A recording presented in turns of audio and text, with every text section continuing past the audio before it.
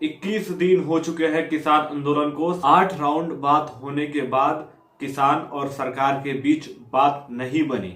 इस बीच किसान का भूख हड़ताल भी शुरू हो गया और कुमार सरकार ने 2006 में समिति बाजार एपीएमसी मंडी को खत्म कर दिया।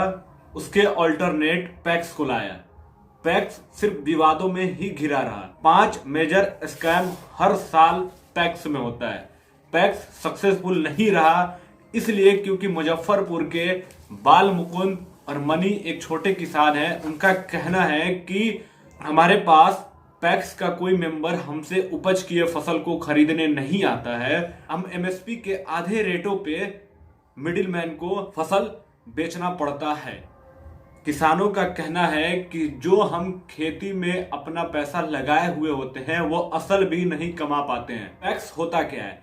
पैक्स में होता है कि किसानों के लिए कम दर पे लोन देना, किसानों के लिए ट्रैक्टर उपलब्ध कराना, किसानों के लिए बीज खाद को उपलब्ध कराना। इसके लिए किसान को 12,000 पर एकड़ सरकार पैसा प्रोवाइड कराती है। सरकार का कहना है कि एक किसान से गेहूं या फिर चावल उपज किए 40 क्विंटल ही खरीद सकते हैं और किसी ब्लॉक में 100 मैट्रिक टन ही स्टोर कर सकते हैं।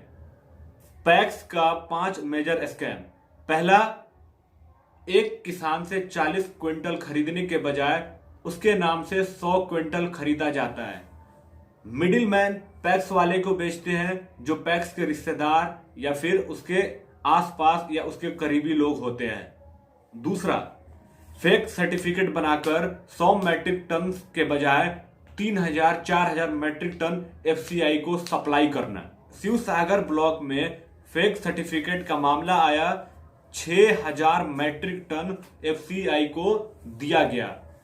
पैक्स वाले किसानों के फसल से लाखों कमाते हैं लेकिन किसान उससे मुनाफा नहीं कमा पाता। अगर किसी किसान को पैक्स की जानकारी है, अगर वो पैक्स के मेंबर से बेचने जाता है तो पैक्स वाले सड़ा हुआ गला हुआ कह के उसे फसल को रिजेक्ट कर देते हैं और खरीदते भी हैं तो एमएसपी के आधे से कम रेटों पे। बिहार में समिति बाजार और एपीएमसी बंद होने का कारण डीएन दिवाकर जो इकोनॉमिस्ट है बताते हैं कि बिहार में 6% किसान ही सिर्फ समिति बाजार यानी एपीएमसी मंडी को यूज कर पाते थे और 94% जो किसान थे वो मार्जिनल थे या फिर छोटे किसान थे जो ओपन मार्केट में अपने फसल को एमएसपी के आधे रेटों पे बेच देते थे। वो मौजूदा हाल अभी भी है, उनका असल मुनाफा नहीं हो पाता है।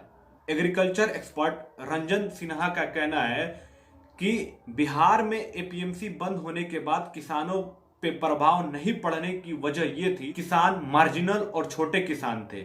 94% मार्जिनल किसान थे जिनमें बटाईदार शेयर क्रॉपर्स भी उसमें शामिल थे। डीएन दिवाकर जो इकोनॉमिस्ट है उनका कहना यह है कि जो हमारा 3 कानून पास हुआ है, ये कानून 14 साल पहले बिहार में कुछ ऐसा ही लाया गया था, ऐसे ही प्रावधान लाया गया था। एमएसपी के आधे रेट भी उनको नहीं मिल पाता है।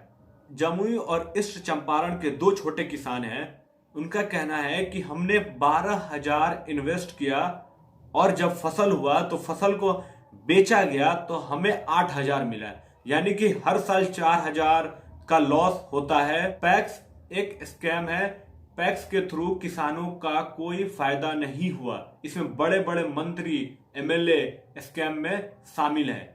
हर साल मल्टी करोड़ का स्कैम होता है पैक्स में।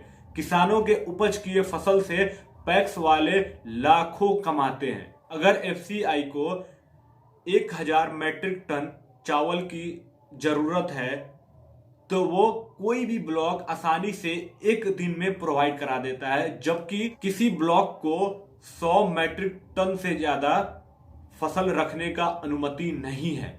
एपीएमसी के ऑल्टरनेट पैक्स सिर्फ स्कैमों में घिरा रहा, उससे किसान बिल्कुल ही खुशहाल नहीं है।